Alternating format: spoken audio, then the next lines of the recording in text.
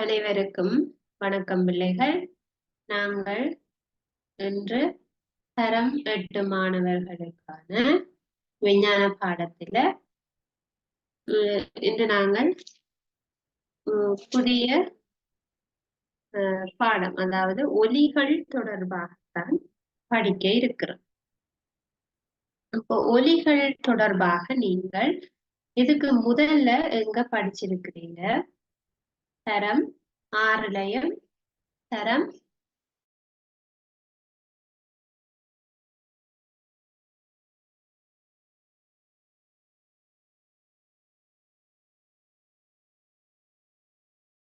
7லயும் நீங்க ஒலிகளை நினைவு ஒலி எப்படி உருவாகுது, ஒலிகள் எப்படி உருவாகுது என்று நாங்க படிச்சிருக்கோம். எப்படி உருவாகும்? ஏதாவது ஒரு பொருளில் அதிர்வு நடைபெறும் பொழுது ஒலி உருவாக்கப்படும். ஏதாவது ஒரு பொருள்ல அதிர்வு நடக்க அங்க ஒலி உருவாகும் என்று படிச்சிருக்கோம்.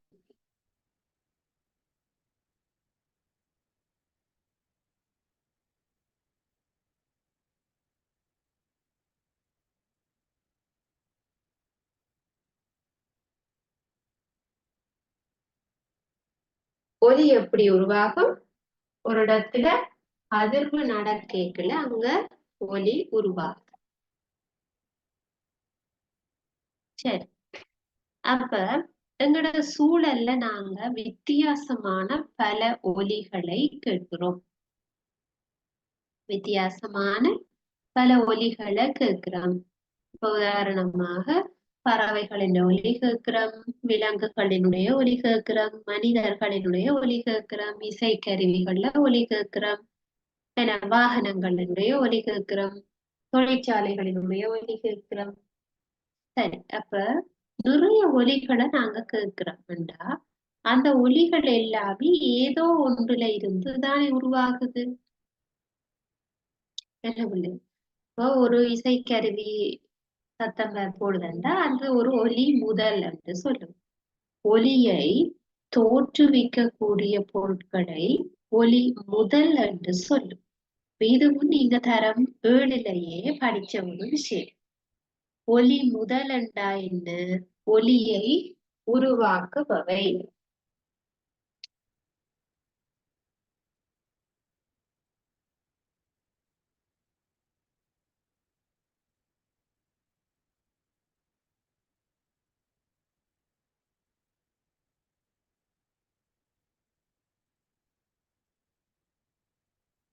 ஒலியை என்ன உருவாக்குபவை ஒலி முதல் என்று சொல்லும். சரியா? அப்படி ஒலியை உருவாக்கக்கூடிய பொருட்கள் யோசிச்சு பாருங்க. ஒரு வயலின், கிட்டார், தம்புரா, மேளம், உடுப்பு, வானொலி பெட்டியிலிருந்து ஒலி வரும், வாகனங்கள்ல இருந்து வரும், நாய் குறைக்கிற ஒலி, சரியா? மனிதர்கள்ல சத்தம், கோயில்ல அடிக்கிற மணி, இதெல்லாமே ஒலியை உருவாக்கக்கூடியவை ஒலி முதல். அப்ப இந்த ஒலி முதல்களை நான் நிறைய சொல்றேன். மேளம் அடிக்கிறது, வயலின் வாசிக்கிறது, புல்லாங்குழல் ஊதுறது, பறவைகள் கீச்சிடுறது, கோயில்ல மணி அடிக்கிறது.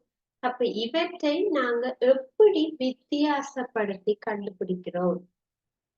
இந்த ஒலி முதல்கள் எல்லாமே ஒலி முதல்கள், அவை வெவ்வேறு வகையில பிள்ளைகள் அதிர்வு நடக்குதாங்க.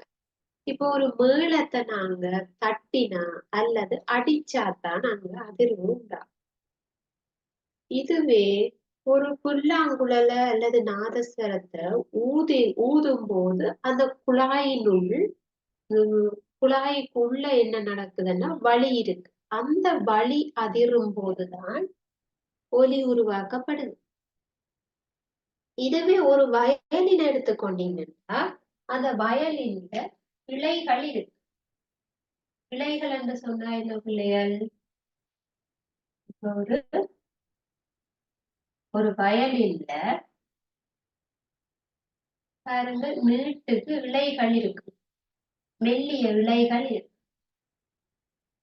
அந்த இழைகள்ல நாங்க அதிர்வை உண்டாக்கும் பொழுதுதான் அது சத்தத்தை உருவாக்கும். சத்தம் கேட்கும், இல்லாட்டி கேட்கும். சரியா? அப்ப பார்க்கிறோம், இந்த ஒலி முதல்கள்ல அதிர்வு நடைபெறுவது வித்தியாசங்கள் இருக்கு. ஒலி முதல்கள்ல அதிர்வு நடைபெறுவதில் சில வித்தியாசங்கள். அதை வச்சுக்கொண்டு ஒலி முதல்களை நாங்கள் மூண்டா வகைப்படுத்தலாம். அதாவது மூண்டா பிரிப்போம் என்று சொல்லப்படும். எப்படி பிரிக்கிறோம்டா, ஒரு மேளம் அதனுடைய மென்சவ்வ தட்டினா, ரெண்டு சைடு பாருங்க இருக்கு மென்சவ்வு. சரியா? ஒரு ஒரு மேளத்தை பார்த்தீங்கன்னா அதனுடைய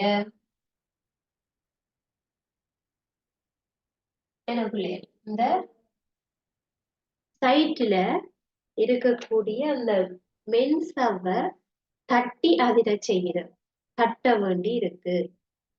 சரியா? பல சொல்றது மென்சவ்வு அதிர்வதன் மூலம் ஒலியை உண்டா.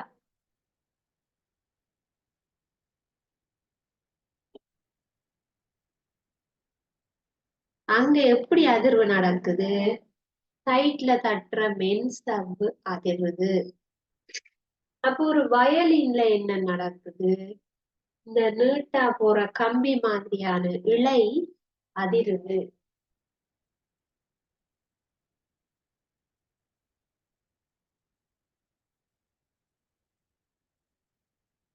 இழைகள் அதிருது.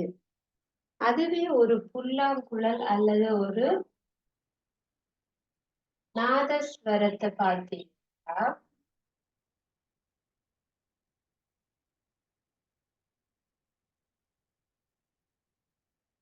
ஒரு புல்லாங்குழலை பார்த்தீங்கன்னா ஊதுனா இந்த உள்ளுக்கு இருக்கிற குழாய்க்குள்ள இருக்கிற வழி இந்த காற்றுல அதிர்வு நடக்கும். ஆகவே அதை சொல்றது வழிநிழல் அதிர்வு அல்லது காற்று கருவி.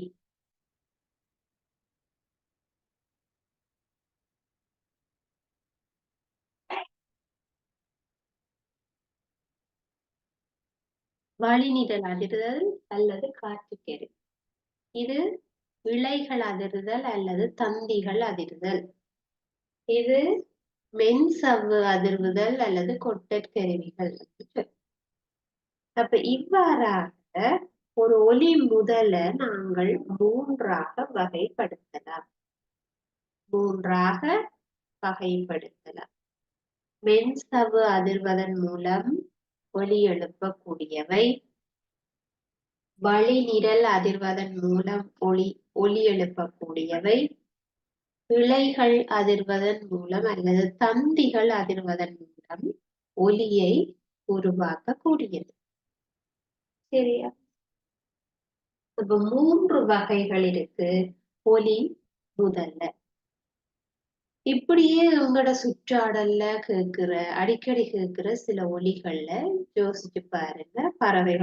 பறவைகள் கீச்சிடுற சத்தம், குயில் கூவுற சத்தம், கிளி கத்துற சத்தம், மாடு கத்துற சத்தம், மழை பெய்தா வரும் ஒரு சத்தம், மரங்கள்ல காற்று வீசைக்கு அசையும் போது ஒரு சவுண்ட் வரும், நீர்வீழ்ச்சிகள்ல இருந்து தண்ணி கொட்டைக்குள்ள ஒரு சத்தம், கடற்கரை கிட்ட போய் நின்றீங்கன்னா அலைகள் வந்து அடிக்கிறதுக்கு ஒரு சத்தம், வாகனங்கள் போறத கேட்கும் போது ஒரு சத்தம், கோயில்ல மணி அடிச்சா அங்க ஒரு சவுண்ட் வரும், வாகனங்கள் போன் அடிச்சா அந்த சத்தம், தொழிற்சாலைகள் அல்லது பெரிய பெரிய ஃபேக்டரிகள்ல இருந்து வரக்கூடிய சத்தம். அப்ப நீங்க நிறைய விதமான சவுண்டுகளை கேட்டிருக்கிறீங்க. அந்த சவுண்டுகள் எது உங்களுக்கு இயற்கையான சவுண்டா இருக்குது, எது செயற்கையான சவுண்டா இருக்குது? இயற்கை என்றா என்ன? மனிதன்ற தலையீடு இல்லாம நடக்கப்படும். இந்த மேளம் அடிக்கிறதா இருந்தாலும் சரி, புல்லாங்குழல் வாசிக்கிறதாக இருந்தாலும் சரி, வயலின் ஒன்றை மீட்டுவதாக இருந்தாலும் சரி, அது ஒரு மனிதன் செய்ய வேண்டும்.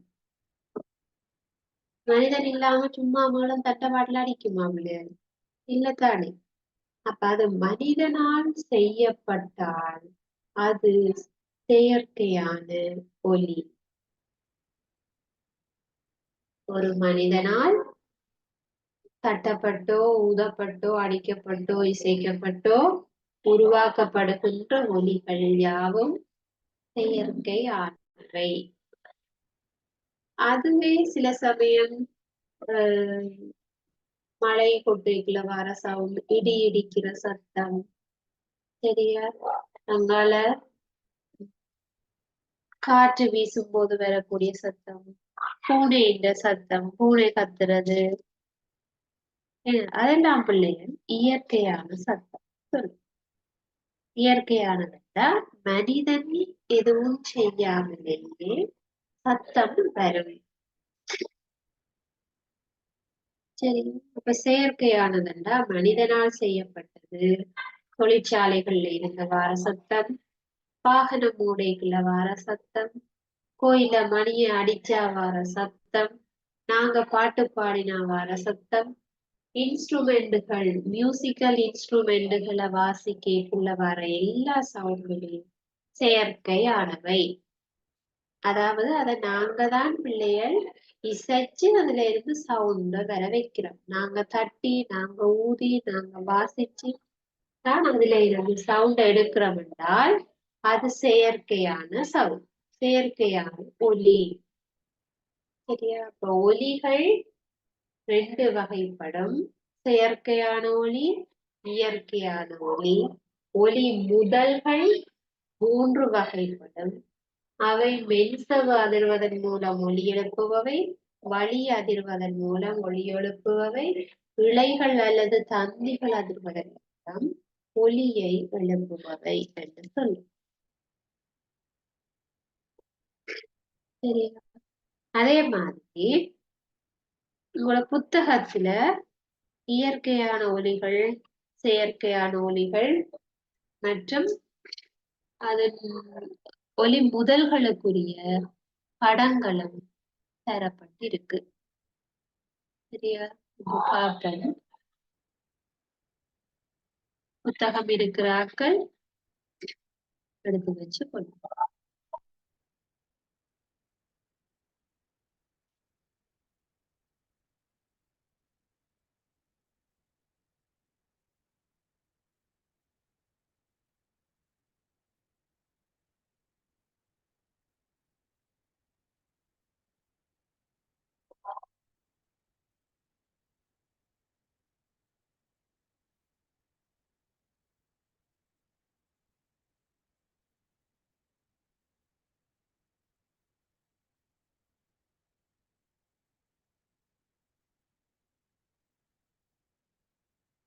சரி, பாருங்க பிள்ளைகள்.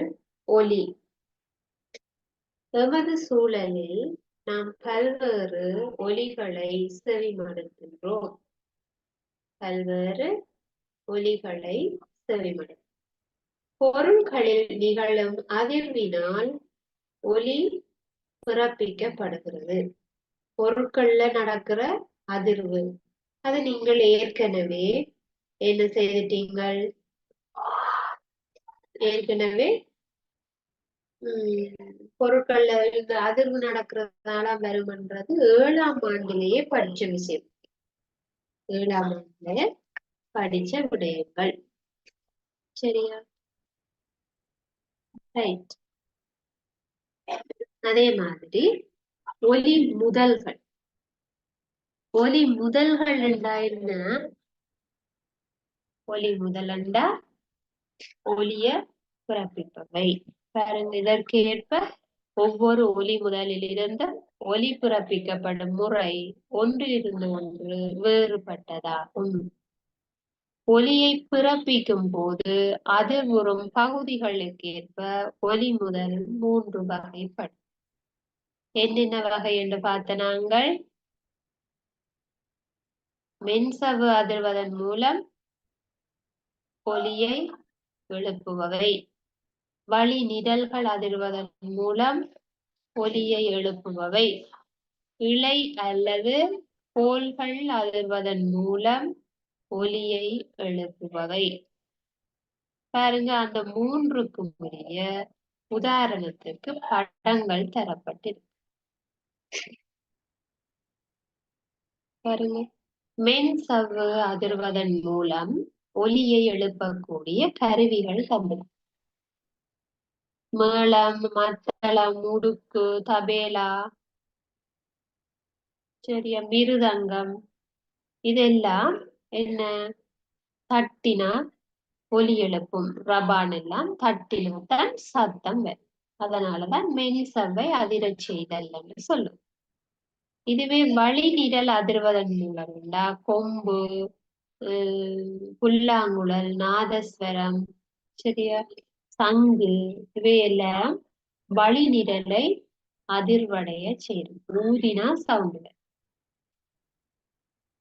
இலைகள் அல்லது கோல் அதிர்வதன் மூலம் ஒலியை எழுப்புவது. அப்ப இலை என்று சொன்னா என்ன சொல்றோம்? தந்தியா இருக்க வேணும் அல்லது கோல் மாதிரி இருக்கும். இதுல வயலின், கிட்டார், வீணை, தம்புரா இதெல்லாம் என்னென்று சொல்லுவோம்? இலைகளை அதிரச் செய்வதன் மூலம் உருவாக்குறோம், ஒலிய உருவாக்குறோம்.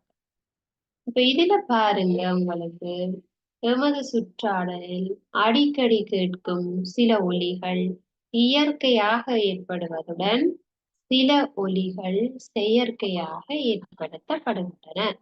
நான் சொன்னா, இந்த நாங்க கேட்கிற எல்லா சவுண்டும் அது இயற்கையாகவும் இருக்கும், செயற்கையாகவும் இருக்கும். இப்ப இயற்கையாக இருக்கக்கூடிய சில ஒலி பிறப்பா பறவைகளின் கீச்சிடும் ஒலி. இப்ப பறவைகளை கத்த சொல்லி நாங்க சொல்ல தேவையில்லை தானே பிள்ளை? நாங்க சொல்லாமலே அது கத்துது. அப்ப அது இயற்கையான ஒலி. அதுவே ஒரு பூனை கத்துற சத்தம் அல்லது நாய் குரைத்தல், இதெல்லாம் இயற்கையான சவுண்ட். அவை இயற்கையான சவுண்டு. அப்ப செயற்கை என்றா என்னன்னு கேட்டீங்கன்னா, அது மனிதனால உருவாக்கப்பட்ட ஒரு உபகரணமோ அல்லது மனிதனால தட்டியோ அந்த சவுண்ட வர வைக்க முடியுமாண்டா, அல்லது மனிதன் செய்த ஒரு பொருள்ல இருந்து சவுண்ட் வருகுதுண்டா, அதுதான் செயற்கையாக உருவாகும் ஒலி. பாருங்க, தொழிற்சாலையில் அப்ப இயந்திரம் யார் உருவாக்கினது? மனிதன். அப்ப மனிதன் உருவாக்கி அதுல இருந்து சவுண்ட கொண்டிருந்தா அது செயற்கையான ஒலிகள். இதுல பாருங்க, வாகனங்களில் இருந்து பிறப்பிக்கப்படக்கூடிய ஒலி. வாகனம் நிறைய போகைக்க பாருங்க, நல்ல இரைச்சல் சவுண்ட் ஒன்று வரும், போன் அடிக்கிற சத்தம் கேட்கும். அப்ப அது ஒவ்வொரு வாகனத்துக்கு சவுண்ட் வித்தியாசமாக இருக்கு. பைக்குகளின் வித்தியாசமா இருக்கும், காரின் வித்தியாசமா இருக்கும், ட்ரக்கின் வித்தியாசமா இருக்கும்.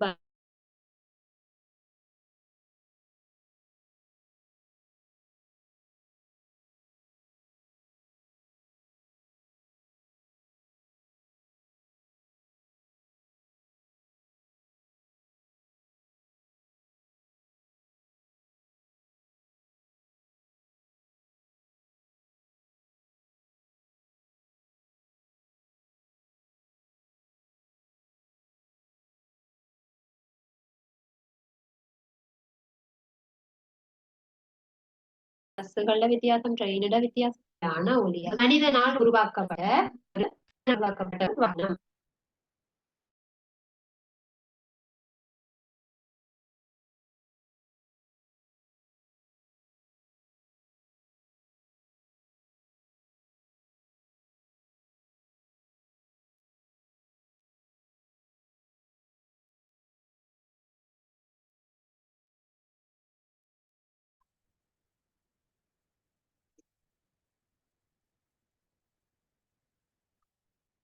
சரியா, மனிதனால உருவாக்கப்பட்ட எல்லா இசைக்கருவிகளிலும் செயற்கையான முறையில் உருவாக்கப்படும்.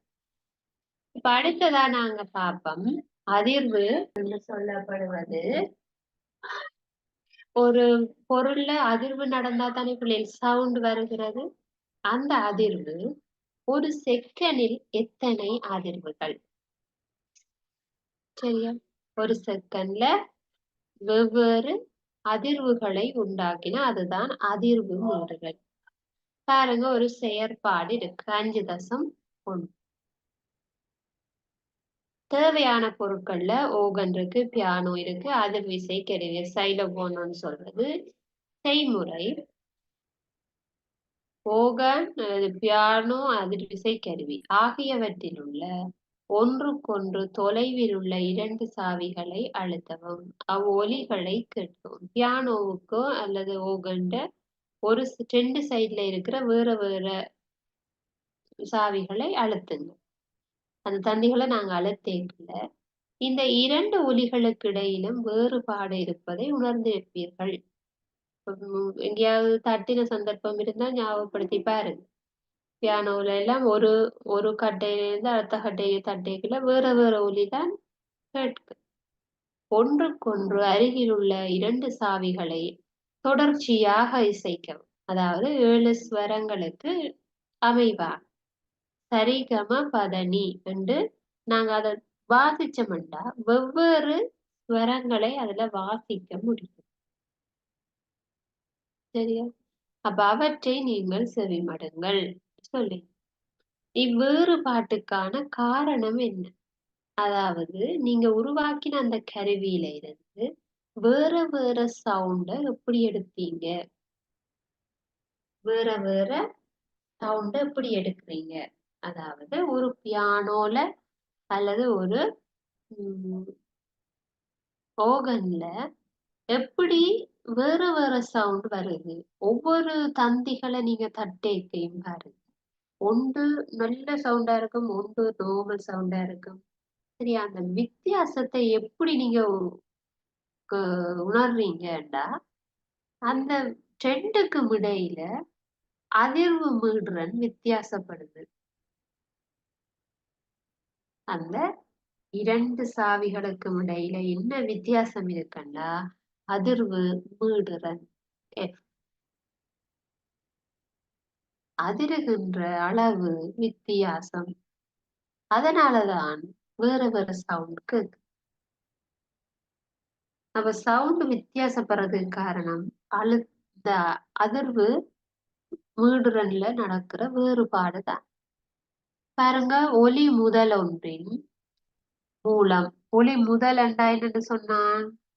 ஒலியை தோற்றுவிக்கக்கூடியவை ஒலி முதல்கள். அந்த ஒலி முதலொன்றின் மூலம் ஓரலகு நேரம், அந்த ஓரலகு நேரம் என்பது ஒரு செகண்ட். ஓரலகு நேரம் என்று நாங்க கதைக்கிறது ஒரு செகண்ட்ல ஏற்படுத்தப்படுகின்ற அதிர்வுகளின் எண்ணிக்கை.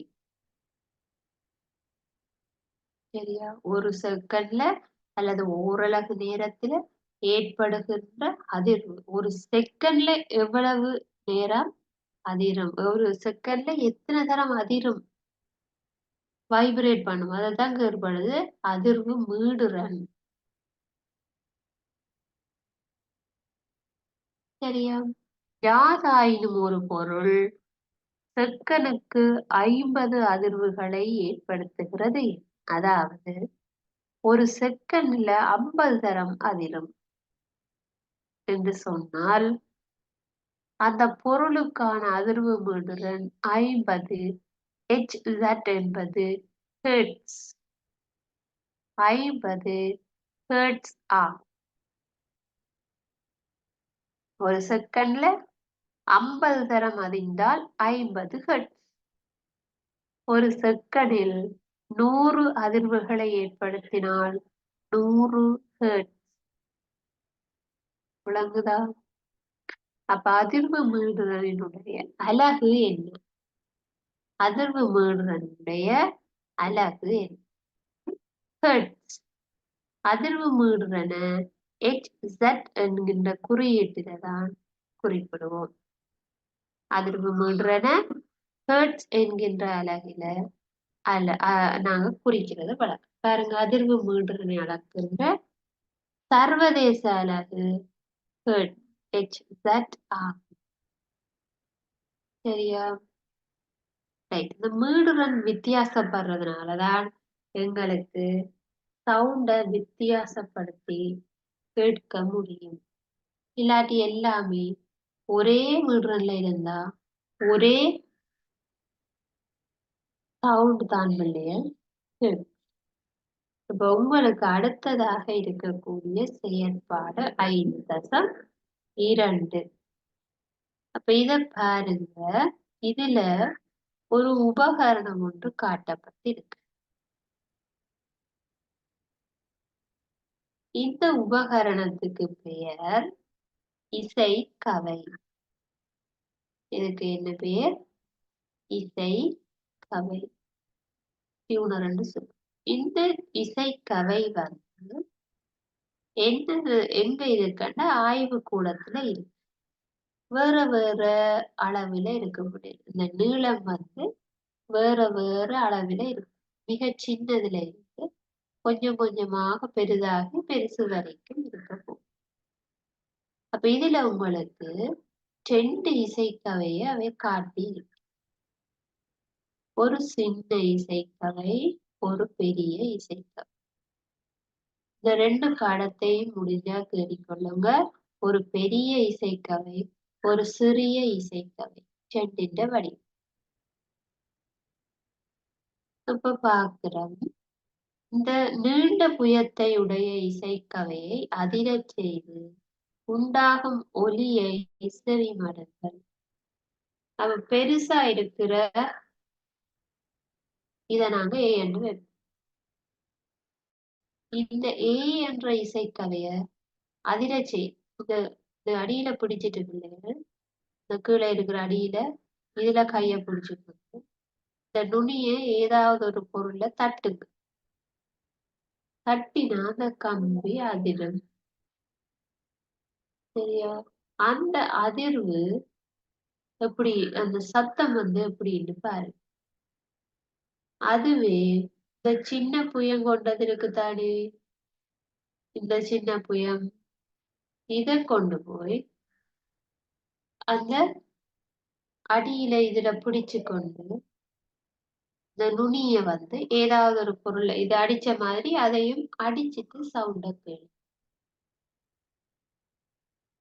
நீங்க 2 இசைக்கவையையும் தட்டி போட்டு கேட்க உங்களுக்கு சவுண்ட் வித்தியாசம் விளங்குதா? எந்த இசைக்கவைய தட்டிக்குள்ள நல்ல சவுண்ட் கேக்குது, எதை கட்டினா குறைவாக ஒலி கேக்குது. நீங்க 2யும் தட்டினீங்க, எதை தட்டும் போது சவுண்ட் நல்லா இருக்கு, எதை தட்டேக்குள்ள சவுண்ட் குறையுதுன்றத உங்களை அவதானிக்கட்டாம். இவ்வாறு இரு இசைக்கவையும் பல முறை அதிரவிட்டு பிறப்பிக்கப்படும் ஒலிகளின் வேறுபாட்டை இனங்காணுங்கள். இத உங்களை செய்து பார்க்க. அப்ப என்ன செய்யறோம்டா, இந்த இசைக்கவையின் புயத்தினுடைய நீளத்திற்கு அப்ப இதுல நீங்க நல்லா பாத்தீங்கன்னாலே தெரியும். இந்த இதை பெருச ஏன்னு வச்சிருக்கிறோம், சின்ன பி என்று வச்சிருக்கிறோம். அந்த ஏயினுடைய இசைக்கவையில புயத்தின் நீட்டு பாத்தீங்கன்னா நல்ல நீளமாக இருக்கு. பி என்ற இசைக்கவைக்கு பாத்தீங்கன்னா நீளம் குறைவாக இருக்கு. அப்ப நீளம் கூடவாக இருக்குது, சவுண்டு என்னவாக இருக்கு, குறைவாக இருக்கு. நீளம் குறைவான இசைக்கவையில சவுண்டு கூடவாக இருக்கு. இந்த வித்தியாசத்தை இது 2யும் அதிரச் செய்து உங்களால இனங்காண முடியும். அல்லது பாடசாலைகள்ல இந்த இசைக்கவை இருக்குது, முடிஞ்சா நீங்க ஒரு தடவை போயிட்டு ஆசிரியர் உதவியோட அதை எடுத்து நீங்க தட்டிட்டு இத கேட்டு பார்க்கலாம். சரியா? அப்ப நீங்க மேல இந்த வேறுபாட்டுக்கு, இந்த 2யும் தட்டேக்குள்ள வந்த வேறுபாட்டுக்கு என்ன காரணம் என்று கேட்கிறேன். அப்ப ஏற்பட்ட அதிர்வு அந்த இயல்பு அதிர்வின் வேறுபாடுதான் காரணம். சரியா? அப்ப நீளமான இசைக்கவை மீடுரன் குறைவாக உள்ளது. நீளம் மாறுபடும் போது மீடுரனும் மாறுது. மீடுரன் வித்தியாசப்பட்டா சவுண்டு வித்தியாசப்படும். சரியா? பாருங்க, ஆய்வு கூடத்தில் நீளத்தில் வேறுபட்ட இசைக்கவை தொகுதிகளை நீங்கள் பார்த்திருப்பீர்கள். அந்த இசைக்கவைகளின் நீளம் மாறுபடும் போது மீடுரன் வேறுபடும். நீளம் வேறுபட்டா மீடுரன் மாறும். மீடுரன் மாறினா சவுண்டு மாறும். சரி, நீளம் கூடிய இசைக்கவையில் குறைந்த மீடுரன் உருவாகும். இந்த நீளம் கூடின ஏ என்ற இசைக்கவையில சவுண்ட் குறைவாக இருக்கும். ஏன்? மீடுரன் குறையுது. பாருங்க, நீளம் கூடிய இசைக்கவை குறைந்த மீடுரன். மீடுரன் குறைஞ்சிட்டுதா சவுண்ட் குறையுது. அப்ப நல்லா ஞாபகத்துல வச்சிருக்கலாம். நீளம் கூடவா இருந்தா சவுண்ட் குறைவாக, சவுண்ட் இந்த நீளம் குறைஞ்சதுக்கு சவுண்ட் கூடவா இருக்கு. பாருங்க, நீளம் குறைவான இசைக்கவை கூடிய மீடுரனை கொண்டிருக்கு. அப்ப இதுல ஏ பி ஆகிய 2 இசைக்கவைகளையும் எங்க சவுண்டு நல்ல சத்தமாக கேட்கும் என்று கேட்டா அது இந்த சிறிய இசைக்கவை தான். அந்த சின்ன இசைக்கவையில நல்ல சவுண்ட் வரும், பெரிய இசைக்கவையில ஓரளவு சவுண்ட் தான் வரும். விளங்கிட்டா? அப்ப இந்த வினா பகுதி 1லயும் வந்திருக்குது. இசைக்கவையில படத்தை போட்டுட்டு இந்த 2லயும் எதுக்கு மீடுரன் கூட, எதுக்கு மீடுரன் குறைவு. அப்ப இதுல எதுக்கு மீடுரன் கூடவா இருக்கும்? சத்தம் எங்க கூட வருதோ அங்க மீடுரன் கூடவா இருக்கும். சத்தம் இது 2லயும் எதுக்கு கூடவா வரும்? சின்னதுக்கு கூடவா வரும். ஏன் சின்னதுக்கு கூடுது? அங்க அதிர்வுகள் எண்ணிக்கை கூடுது. பெருசா இருந்த அதிர்வு குறையுது, மீடுரன் குறைவு, வார சவுண்டும் குறையுது. விளங்கிட்டு தானே? அப்ப இப்படித்தான் இந்த மீடுரனை கண்டுபிடிப்பது. ரைட். அடுத்ததாக நாங்க பார்க்க இருக்கிறது மென்சவ்வு அதிர்வதனால் ஒலியை பிறப்பிக்கும் இசைக்கருவி. அப்ப மென்சவ்வுனாலே உங்களுக்கு தெரியும் பிள்ளைகள், தட்டுற மாதிரி இருக்கும்.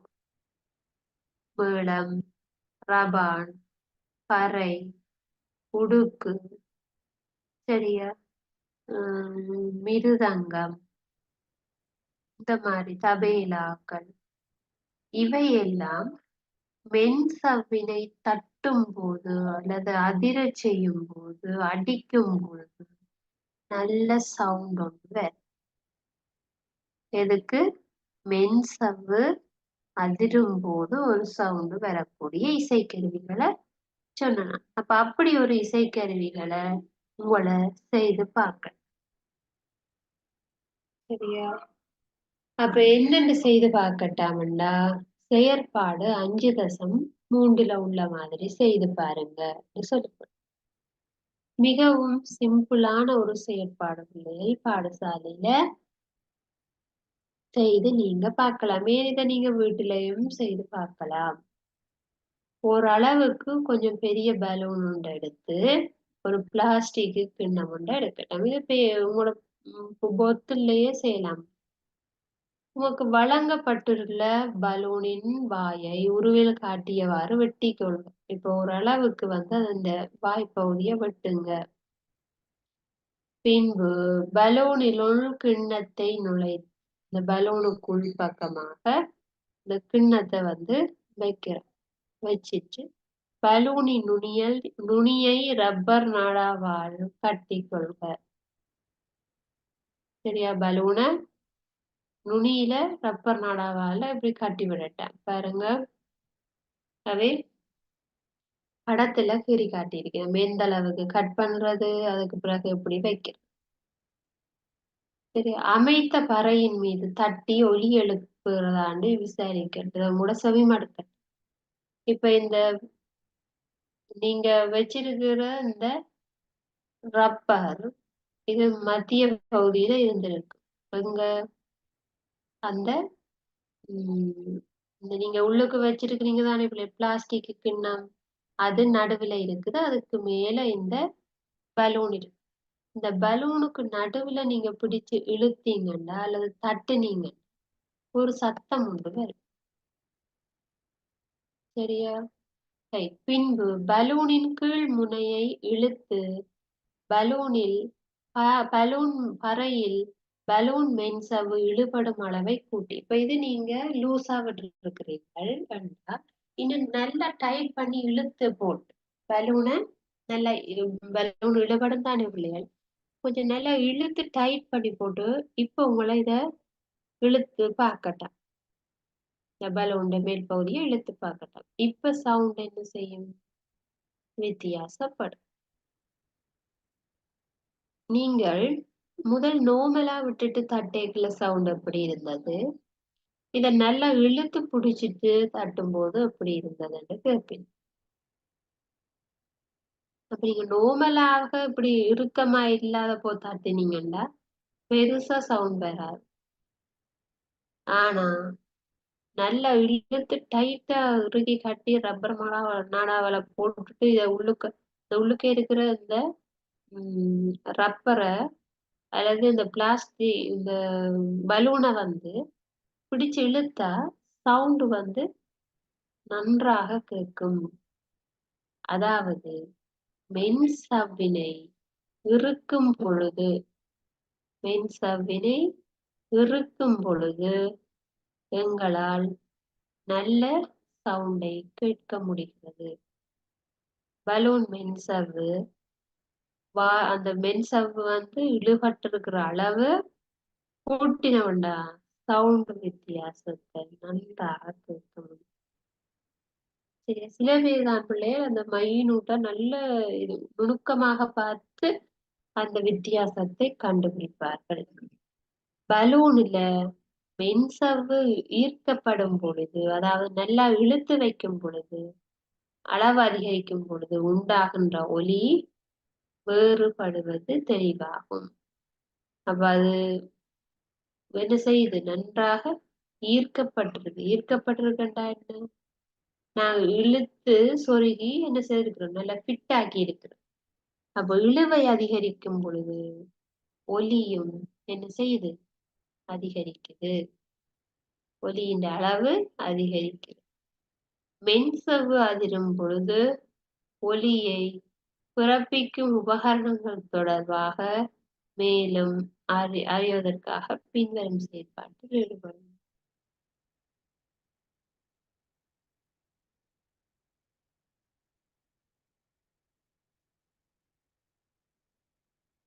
அடுத்தது, மென்சவ்வு அதிர்வதன் மூலம் ஒலியை பிறப்பிக்கக்கூடிய வேறு இசைக்கருவி ஒன்றை நிர்மாணிக்க. இதை பிள்ளைகள் நீங்க செய்து பார்க்கிறதா இருந்தா வீட்டுல ஒரு டம்ளர் எடுங்க.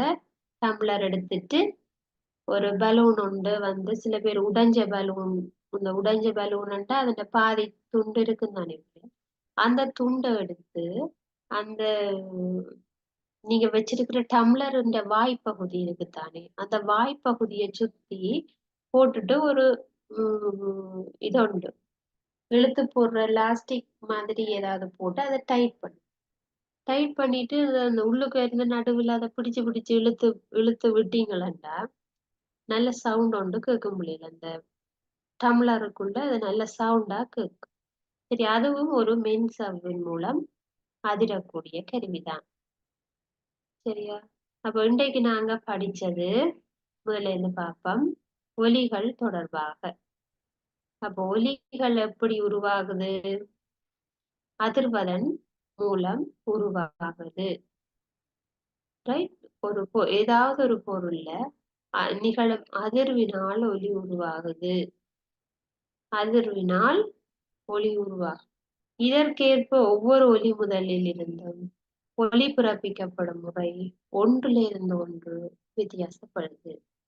ஒலி முதல்கள் என்று சொன்னா ஒலியை பிறப்பிப்பவை. ஒலி முதல்களை 3 வகையாக வகைப்படுத்த முடியும். மென்சவ்வு அதிர்வதன் மூலம் ஒலி எழுப்புபவை, வளி அதிர்வதன் மூலம் ஒலி எழுப்புபவை, இழை அல்லது கோல் அதிர்வதன் மூலம் ஒலி எழுப்புபவை. சரியா? ரைட். அப்ப இந்த பாடத்துல நாங்க சில கேள்விகள் பார்ப்போம்.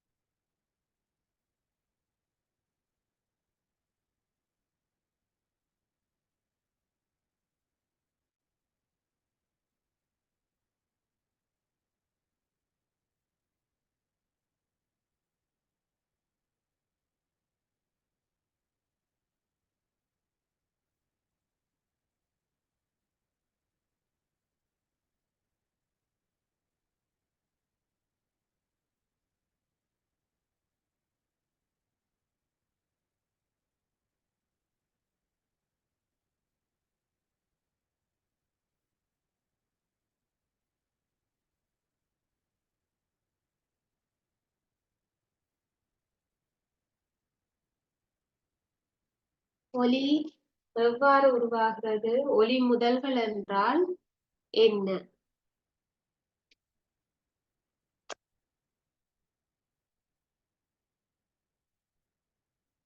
ஒலி எவ்வாறு உருவாகும்?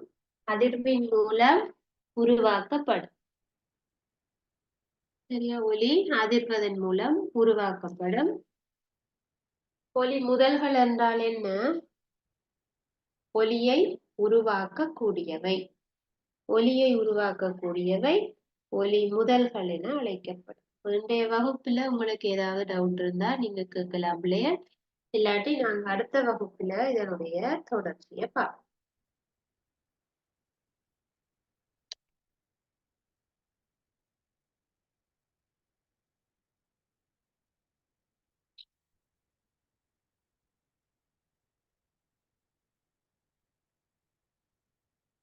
உங்களுக்கு எந்த டவுட்டும் இல்லையென்றா நாங்கள் அடுத்த வகுப்புல இதனுடைய தொடர்ச்சியை பார்க்கலாம் இல்லையா? தேங்க்யூ.